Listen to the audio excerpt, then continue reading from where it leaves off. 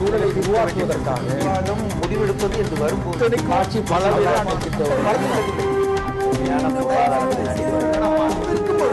எதிர்த்து பேசிட்டு மக்கள் தங்களுடைய பங்களிப்பை அளிக்க வேண்டும். இது வந்து இல்லாதவர்கள் சென்று டோக்கன் வாங்கி சாப்பிட்டு வராங்க. விரும்புகிற யாரையும் இதை கட்டாயப்படுத்தல. பாதிப்புன்றது யாருக்கு? விரும்புகிறவர்களும் கூட இல்லாதவர்கள் சொல்ல முடியாது. இப்ப நீங்க போனாலும் சரி, எவ்வளவு பெரிய பணக்காரர் போனாலும் சரி, பென்ஸ் கார்ல போனாலும் சரி, ஜாகுவார் கார்ல போனாலும் சரி, போய் டோக்கன் வாங்க முடியும். ஒண்ணு இந்த கார்பரேஷன் சாப்பிடுறாங்கன்னு சொல்றீங்க. பென்ஸ் கார்லயும் BMW வர்றவங்க தான் இத சாப்பிடுறாங்கன்னு சொல்றீங்க. அதாவது நீங்க அங்க போய் ஒரு நாள் பாருங்க யார் யாரெல்லாம் டோக்கன் வாங்குறாங்கன்னு சொல்லி. அதாவது நல்ல வசதி இருக்கிறவங்க தான் வாங்கி சாப்பிடுறாங்களே தவிர சாதாரண மக்களை போய் சென்றடையுதுன்னு இல்ல. இந்த திட்டம் பற்றி, இந்த திட்டத்தினுடைய நடைமுறையை கூட சொல்றீங்களா? இந்த திட்டம் பற்றி எக்கனாமிக் அண்ட் பொலிட்டிக்கல் வீக்ல ஒரு ஆய்வு கட்டுரையை ஒரு பேராசிரியர் எழுதியிருக்கிறார். அது இந்த நகர்ப்புற வறுமையை ஒழிக்கக்கூடிய ஒரு மிகப்பெரிய திட்டம் அப்படின்ற அடிப்படையில் அவங்க சொல்லும் போது ஒரு ஆய்வை நடத்துறாங்க. ஒரு யாரெல்லாம் வந்து சாப்பிடுறாங்கன்னு பார்க்கிறப்ப 31 ல இருந்து 40 வயதுக்கு உட்பட்டவங்க 31% பேர் அங்க சாப்பிடுறவங்க இருக்காங்க. இன்னொன்று 88% பேர் ஆண்கள் அங்க சாப்பிடுறவங்கள. 5000 இருந்து 10,000 ரூபாய் வரையிலும் மாத வருமானம் இருக்கிறவங்கள 58% பேர் அங்க சாப்பிடுற 58% பேர் 10,000 கீழே வருமானம் உள்ளவங்க சாப்பிடுறாங்க. அப்போ பெரிய கோடீஸ்வரர்கள் சாப்பிடல, யாருக்கு தேவை இருக்குன்னு நினைக்கிறாங்களோ அவங்க போய் சாப்பிடுறாங்க. இப்போ அவங்களுக்கு வந்து அப்ப 2 பெனிஃபிட் கிடைக்குது. அவங்க வீட்டுல ரேஷன் கார்டு இருக்கு, அரசாங்கம் மானிய விலையில கொடுக்கிற ரேஷன் பொருட்களும் அவங்க வாங்கிக்கிறாங்க, மானியத்துல கொடுக்கிற இதுவும் வாங்கிக்கிறாங்க, சிலிண்டரும் வாங்கிக்கிறாங்க. ஆனா இந்த மானியம் கொடுக்கிற இந்த திட்டத்தினால அவங்களுக்கு பலன் கிடைக்குதே தவிர மற்ற எல்லா மக்களுக்கும் அதனால கஜானாவுக்கு ஆகிற நஷ்டம் மற்ற அங்க போகாத எல்லாருக்கும் தான் அது தலையில விடியுது. அப்போ நாம வந்து கஷ்டப்பட்டு சம்பாரிச்சு வரி கட்டி நாம உணவை வெளியில வந்து விலை கொடுத்து வாங்கி நாம சமைச்சு சாப்பிட்டு இதே வந்து சும்மா அந்த பொருட்களையும் வாங்கிக்கிட்டு இந்த மாதிரி ஒரு மானிய திட்டத்துக்கு போறவங்களுக்கு நம்ம பணத்தை எடுத்து அவங்க பாக்கெட்ல வைக்கிறோம். சரி, இந்த பார்வை எப்படி புரிந்து கொள்வது? ஒரு வரி தரக்கூடியவருடைய ஆதங்கம்னு இதை எடுத்துக்கொள்வதா, அல்லது ஏழ்மை ஒழிப்புல இருந்து அரசு எடுக்கிற முயற்சியை வந்து தவறா புரிஞ்சுக்கிறாங்கன்னு இதை எடுத்துக்கிறதா? முதல்ல வந்து என்ன தெரியுமா, இந்த இலவசம்னு சொல்றாங்கல்ல, சொல்றவங்கள யார் சொல்றாங்கிறத நம்ம பார்க்கணும். என்ன அப்படின்னு கேட்டீங்கன்னா, இலவசம்னு சொல்றவங்க எல்லாருமே ரொம்ப ஒரு பிரிவிலேஜ் கிளாஸ்ல இருந்து சொல்றவங்க தான் ரொம்ப அக்கறையோட, சமுதாய அக்கறையோட அவங்க செயல்படுறாங்க. என்ன செயல்படுறாங்க?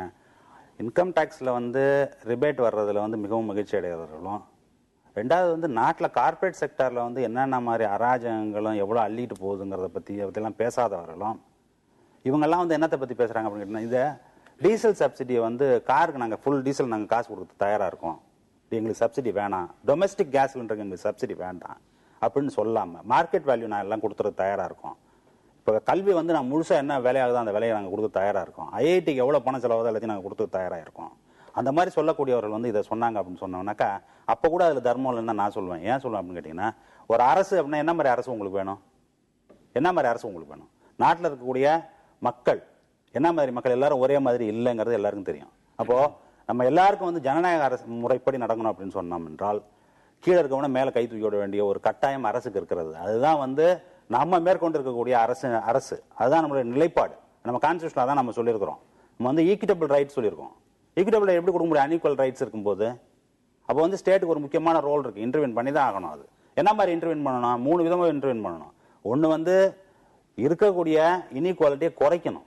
ரெண்டாவது வந்து அதுக்கு என்னென்ன ப்ரொவிஷன் பண்ணணுமோ அதை பண்ணணும், எனேபிளிங் ப்ரொவிஷன்ஸ் பண்ணணும். மூணாவது வந்து இன்னும் மோசமாகாமல் பார்த்துக்கணும். இப்போ இருக்கக்கூடிய பொருளாதார கொள்கை எப்படி இருக்கு அப்படின்னு கேட்டீங்கன்னாக்க, இருக்கக்கூடிய சிச்சுவேஷன் இன்னும் மோசமாகக்கூடிய ஒரு சூழ்நிலையில் அதை ஓரளவுக்காவது தவிர்த்து நிறுத்துவதற்கும் அவர்களுக்கு இப்போ கூட நான் எதுன்னு சொல்லுவேன்னா ஒரு டோக்கனிசம் தான். எப்படின்னு கேட்டீங்கன்னாக்கா, ரொம்ப பசி பட்டணத்தில் போய் பஞ்சத்தில் போய் பரதேசி ஆயிடாமல் இருக்கக்கூடிய ஒரு சூழ்நிலை. அதுக்கு மாற்றாக என்ன மாதிரி அரசை நம்ம வைத்துக் கொள்ளலாம் என்றால், எவன் எக்கேடு கட்டாலும் அது எங்க பொறுப்பு கிடையாது, அவன் பொறுப்பு. அது இந்த மாதிரி ஒரு தத்துவம் வந்து மாற்று தத்துவமும் இருக்குது. இவங்க எல்லாரும் எதை மேற்கோள் காட்டுவாங்க அப்படின்னு கேட்டீங்கன்னாக்கா, மேற்கத்திய அரசுகளை ஆங்கிலேய நாடுகளை காட்டுறாங்க. என்ன காட்டுறாங்கன்னாக்கா, அங்கெல்லாம் மார்க்கெட் மட்டும் தானே டிசைட் பண்ணுது, நீங்க மட்டும் ஸ்டேட் ஏன் இதை பண்றீங்க அப்படின்னு சொல்லும் பொழுது அவர் வந்து ஒரு மாபெரும் உண்மையை மறைக்கிறாங்க. என்ன மறைக்கிறாங்க அப்படின்னு கேட்டீங்கன்னாக்கா, மேற்கத்திய அரசுகளிலே 2 விதமான அரசுகள் இருக்கு, 3 விதமான அரசுகள் இருக்கு. இப்போ வந்து நார்டிக் கண்ட்ரிஸ் என்று சொல்லக்கூடிய ஃபின்லாண்டா இருக்கட்டும், ஸ்வீடனா இருக்கட்டும், டென்மார்க்கா இருக்கட்டும், அங்கெல்லாம் வந்து அரசு வந்து மிகப்பெரிய பொறுப்பு எடுத்துக்குது. என்ன மாதிரி பொறுப்பு எடுத்துக்குதுன்னு கேட்டீங்கன்னாக்கா, அனைவருக்கும் உண்டான தேவைகளை வந்து மினிமம் லெவல்ல வழங்க வேண்டியது அரசினுடைய கடமை அப்படிங்கிறது அவங்களுடைய நிலைப்பாடு. இந்த வேர்ல்ட் பேங்க் IMF சொன்னக்கூடிய வாஷிங்டன் கன்சென்சஸ் என்று சொல்லக்கூடிய ஒரு வழிமுறையை தேர்ந்தெடுத்த மூன்றாம் உலக நாடுகள் சந்தை பொருளாதாரம் தான் வந்து மக்கள் வறுமையை ஒழிக்கும்னு சொல்லக்கூடிய தாரக மந்திரத்தை தலையேற்றுக்கொண்டு அது பொய்த்து போகுது அப்படிங்கிற சூழ்நிலையில இந்த மாதிரி இன்டர்வென்ஷன்ஸ் எல்லாம் தவறுன்னு வந்து இந்த நம்ம உங்களை போன்ற ஊடகவியலாளர்கள் வியாபாரிகள் சொல்லக்கூடிய ஒரு கருத்தை முன்னெடுத்ததனால் இந்த மாதிரி ஒரு கருத்தாக்கம் உருவாக்கப்பட்டுள்ளது. இதற்கு மாற்றாக தென் அமெரிக்க நாடுகள்ல இப்பொழுதும் வந்து அந்த பாதையை விட்டு விலகி அரசுக்கு வந்து ஒரு முக்கியமான பொறுப்பு இருக்கு. இந்த மாதிரி மக்களுடைய வாழ்வாதாரங்களை உருவாக்குவதற்கும் அதை பேணி பாதுகாப்பதற்கும் அரசுடைய முக்கியமான கடமை இருக்கிறதுன்னு செயலாற்றிட்டு இருக்கிறத நம்ம பார்த்துக்கிட்டு தான் இருக்கோம். அதை எல்லாத்தையும் மறைத்து விட்டு இது வந்து என் பாக்கெட்ல இருக்க பணத்தை அவன் பாக்கெட்ல வைக்கிறது, அவன்லாம் வந்து தேவையில்லாதவெல்லாம் வந்து சாப்பிட்றான். ஏங்க யாராவது தேவையில்லாத ரேஷன் கடைக்கு யாராவது தேவையில்லாத ஒருத்தன் போவானா? யாருக்கு தேவை இருக்கா அவன் தான் போவான். முதல்ல ரேஷன் வாங்குறத கேவலம்னு சொல்றீங்க. ஒருத்தன் வந்து ரேஷன் கடைக்கு போறத வந்து தவிர்க்க முடியாத ஒரு சூழ்நிலை தான் போறாங்கிறத மாத்தி என்ன சொல்றான் அப்படின்னா அவெல்லாம் கேவலமானவன் ரேஷன் கடைக்கு போறது. அதை வந்து திருட்டு வேலை பண்றான். யாரு அங்க போய் சாப்பாட்டுக்கு வாங்குறவன் திருட்டு வேலை பண்றான். அப்புறம் கேஸுக்கு சிலிண்டருக்கு சப்சிடி வாங்கி வச்சுக்கிறான். அதை வாங்கி வச்சுட்டு இதை வாங்குறேன். அரசை கொள்ளடிக்கிறதுக்கு மக்களா வந்திருக்கிறாங்க. அரசை கொள்ளடிக்கிறது வந்து நடுத்தர வர்க்கமும் அதற்கு மேல இருக்க வர்க்கம் தான் மிகப்பெரிய கொள்ளைக்காரர்கள் இருக்குது. இதுல எப்படி நம்ம அவங்களை குற்றம் சொல்றதுக்கு என்ன இருக்கு? அவங்களுக்கு வந்து மொத்தமா எவ்வளவு செலவு பண்றீங்க? நீங்க எவ்வளவு செலவு பண்றீங்க? ஒரு குடும்பத்துடைய வருமானத்தை எடுத்து பாத்தீங்கன்னாக்கா அவங்க குடும்பத்துடைய தேவையை எடுத்து பாத்தீங்கன்னா மாதாந்திர தேவை 20 கிலோ அரிசி அப்படின்னு சொன்னாக்கா 20 கிலோ அரிசி என்ன விலை மார்க்கெட்ல? இப்ப ஒரு அரசாங்கம்ன்றது வந்து ஒரு பலதரப்பு மக்களுடைய பிரதிநிதித்துவம். படித்தவர்கள், படிக்காதவர்கள், ஏழைகள், செல்வந்தர்கள், வர்த்தகர்கள், எல்லா தரப்பு மாணவர்கள், இளைஞர்கள், பெண்கள், இப்படி எல்லா தரப்புக்கான ஒரு பிரதிநிதித்துவம். முதலாளிகளுக்கு மட்டும் 5 லட்சம் கோடி இன்னைக்கு வராத கடன். 5 லட்சம் கோடி வராத கடன். இதெல்லாம் என்ன சொல்றது? இது இலவசமா? சார் இலவசமா கக்கூஸ் இருங்க நான் பேச என்ன பேச விடுங்க என்ன பேச விடுங்க. இது என்ன கக்கூஸ் போறதுக்கு 5 ரூபாய் 10 ரூபாய் கொடுக்க வேண்டியது 10 ரூபாய் இருந்தா இருங்க நான் பேச சாதாரண மக்கள் சாப்பிடலாம்ங்கிறது அர்த்தமே இல்ல. என்ன பேச விடுங்க. ஒரு பன்னாட்டு நிறுவனமோ ஒரு தொழில் தொடங்கணும்னா அந்த பன்னாட்டு நிறுவனத்துக்கு குறைந்த விலையில இடம் தரணும், குறைந்த விலையில மின்சாரம் தரணும், தண்ணீர் தரணும், இன்ஃப்ராஸ்ட்ரக்சர் தரணும். இப்படி அவங்களுக்கு தேவையான வசதிகள் அவர்களுக்கு. மாணவர்கள்னா இன்னைக்கு மொத்தம் 1 லட்சம் கோடி தமிழ்நாட்டில் நம்ம வந்து நிதி நிலை அறிக்கை பண்றோம்னா 25,000 கோடி கல்விக்கு போகுது, பொதுவான கல்விக்கு. அந்த செலவுகள்லாம் செய்யாம இல்லைங்க. எல்லா தரப்பையும் பார்க்கணும்.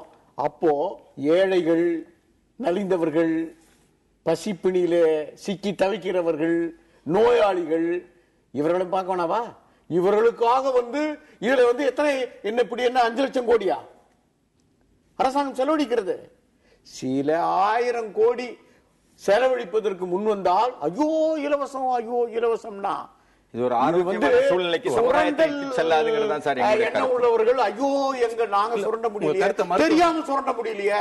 அதாவது இது ஒரு நிமிஷம் சேர்க்க இல்ல வளர்ச்சிக்கான ஒரு தொலைநோக்கு பார்வை இல்லை இந்த திட்டத்துல. யார் வளர்ச்சி? ஒரு நிமிஷம். ஒரு முறை பாஸ் அம்பேத்கர் கேட்டாரு வளர்ச்சினா என்ன நினைக்கிறீங்க? ஜியோகிராபில வந்து இந்தியாவுடைய இது வந்து உயரமா? இல்ல மக்களுடைய வளர்ச்சி, வெகு மக்களுடைய வளர்ச்சி, வெகு மக்கள் சொன்னால் ஏழைகளுடைய வளர்ச்சி, வாய்ப்பற்றவர்களுடைய வளர்ச்சி. அதாவது இவங்க 2 பேரும் சொல்றாங்க. நான் இவங்க 2 பேர்ட்டையும் கேட்கக்கூடிய கேள்வி எல்லா பேருந்து நிலையம் இல்ல வளர்ச்சியை தான் நான் கேட்கறேன். எல்லா பேருந்து நிலையத்துக்கும் போங்க, ரயில் நிலையத்துக்கு போங்க. இந்த மாதிரிலாம் பேசாதீங்க. 12,000 வீடு கட்டுறது ஒரு நிமிஷம். அவர் கருத்து சொல்லி அவர் என்ன சொல்ல வராருன்னு ஒரு நிமிஷம். ஆரோக்கியமாக அம்பானி வீடு கட்டுறது வளர்ச்சி இல்ல. கழிவறைகள் ஆரோக்கியமா இருக்கான்னு பாருங்க சார். முதல்ல அதை சரி பண்ணி அது வளர்ச்சி இல்ல நீங்க சொல்ல வேண்டிய அவசியம் கிடையாது. என்னன்னு கேட்டீங்கன்னா இந்தியாவில் இருக்கக்கூடிய மாநிலங்கள் மிக மிக வளர்ச்சி பெற்ற மாநிலங்கள்ல தமிழகம் வந்து 2வது இடத்துல இருக்குது, 3வது இடத்துல இருக்குது. மத்தபடி வேற எந்த இண்டிகேட்டர்ஸ் வேணாலும் சொல்லுங்க. எந்த இண்டிகேட்டர் சொன்னாலும் சென்னை கலெக்டர் ஆபீஸ் போய் சுத்தி பாருங்க சார். பூரா கழிவறை மாதிரி இருக்கு. அதை சரி பண்ணுங்க முதல்ல. அதுக்கு சரி அத நீங்க சொல்லுங்க. அத சொல்லுங்க. அதுக்கு வளர்ச்சி பெறாத மாநிலம் சொல்ல வேண்டிய அவசியமே கிடையாது. வளர்ச்சி அதுல தான் சார் இருக்கு. அதுல வளர்ச்சி அதுல இருக்கு நீங்க சொன்னா அதுக்கு ஏத்துக்க முடியுமா? தென் அமெரிக்கா நாடுகள்ல வந்து பரவலாக மக்கள் கிட்ட வந்து காலனிகள் சுரண்டினதுனால இன்னைக்கும் அங்க ஒரு கம்யூனிஸ்ட் போக்கு இருக்கு. அதே மாதிரி நார்டிக் நாடுகள் சொன்னாரு, பின்லாந்து, நார்வே எல்லாம், அந்த நாடுகள் வந்து மக்களுக்கு எடுத்து கொடுத்து, அதுவும் இம்பீரியல் நாடுகள் தான், பழைய காலத்துல கீழே நாடுகளை சுரண்டி சொத்து சேர்த்துக்கிட்ட நாடுகள் தான். அந்த நாடுகள் இப்பொழுது அவர்கள் மக்களுக்கே செய்ய முடியாம அவங்களே மஞ்சள் கடுதாசி கொடுக்கிற நிலைமைக்கு போயிட்டாங்க. ஆனா நம்ம ஊர் மக்கள் நாம வேலை பண்ணி கஷ்டப்பட்டு நம்ம குடும்பத்தை காப்பாத்துறது தான் நம்மளுடைய கலாச்சாரம். இதுல யார்கிட்டயும் போய் கையேந்தறதோ அரசாங்கத்துக்கிட்ட கையேந்தறதோ நம்ம ஊர்ல பழக்கமே கிடையாது. நான் முதல்லயே நிகழ்ச்சியில சொன்னேன், இதே நிகழ்ச்சியில சொன்னேன், எந்த ஒரு பொதுமக்களும் போயிட்டு அசோகர் காலத்துல இருந்து அன்னதான சத்திரம் இருக்கு. அன்னதான வேற, அன்னதானத்தை இழிவுபடுத்தாதீங்க. அன்னதானம் வேற. அன்னதானத்தை இழிவுபடுத்தாதீங்க. சத்திரம் இல்ல. அதாவது சார் அம்மா உணவகத்துல யாருக்கு உண்மையிலேயே உணவு வேணுமோ அவங்களுக்கு கிடைக்கிறது இல்லை. ஏன்னா இவங்க வந்து கொஞ்சம் பேருக்கு கொடுத்துட்டு உடனே க்ளோஸ் பண்ணிடுறாங்க. இது வந்து ஒரு சரியான நடைமுறையில இல்ல. யார் பாதிக்கப்பட்டிருக்காங்களோ எல்லாரும் தரணும்ன்றீங்களா இல்ல தரவே கூடாது? கொடுத்தா எல்லாரும் பலன் அடையணும். இது வந்து ஒரு சாரார் பலன் அடைறாங்க. இது ஒரு வளர்ச்சிக்கான திட்டமாக இல்லை. இது தங்களுடைய வாக்கு வங்கியை தக்க வைப்பதற்கான ஒரு திட்டமாகத்தான் நாங்க பாக்குறோம். ஏன்னா இது வரைக்கும் ஓட்டு போட்டுருக்காங்க சொல்றாங்க. வளர்ச்சின்னு கேட்டாக்க அங்க எல்லாருக்கும் சாப்பாடு கிடைக்கலங்கறாங்க. ஏதாவது ஒரு வழிமுறையில பேசிட்டு வரணும். என்ன பேசிட்டு வரணும்? நான் முதல் நிகழ்ச்சியிலே சொன்னேன், பொதுமக்கள் யாருமே போய் கலெக்டர் கிட்டயோ எம்எல்ஏ கிட்டயோ எங்களுக்கு மிக்ஸி கொடு, ஃபேன் கொடு, கிரைண்டர் கொடுன்னு கேட்டதே கிடையாது. இது அரசியல்வாதிகளா ஒரு திருட்டு வேலையா டிவி கொடுக்கறேன்னு ஆரம்பிச்சதுதான் இந்த வேலை. மக்கள் கேட்டதே கிடையாது. மக்கள் கேட்டதே கிடையாது. மக்களுக்கு தன்மானம் உண்டு. மக்கள் கேட்டதே கிடையாது. இது வந்து அம்மா உணவகம் சொல்லிட்டு ஒரு தனிப்பட்ட நபருக்கு துதி பாடுறதுக்காக அவங்க தான் பேரை வந்து எல்லாரும் திரும்பி திரும்பி பார்த்துட்டே இருக்கணும் சொல்லி, ஏன் தமிழ்நாடு அரசு உணவகம்னு சொல்ல வேண்டியது தானே? உங்களுக்கு உங்க ஆட்சேபனை வந்து பெயர் இல்லையா, அம்மா உணவகம் பெயர் இல்லையா, அந்த திட்டத்தை கொடுக்கறதே தவறு. இது வந்து அரசியல் சாசனத்திற்கு எதிரானது. கஜானா பணத்தை இந்த மாதிரி எடுத்து கொடுக்கறது தவறு. இல்ல நீங்க போட்ட கேஸ்லயே கூட உச்சநீதிமன்றம் அப்படி சொல்லல. நாம் அதை பற்றி தொடர்ந்து விவாதிக்கலாம். ஒரு சிறிய இடைவேளைக்கு பிறகு நேர்பட பேசி தொடரும்.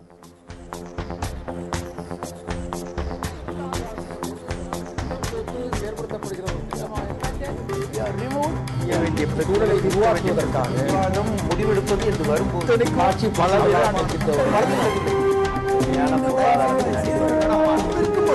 எதிர்த்து பேசிட்டு மக்கள் தங்களுடைய பங்களிப்பை அளிக்க வேண்டும்.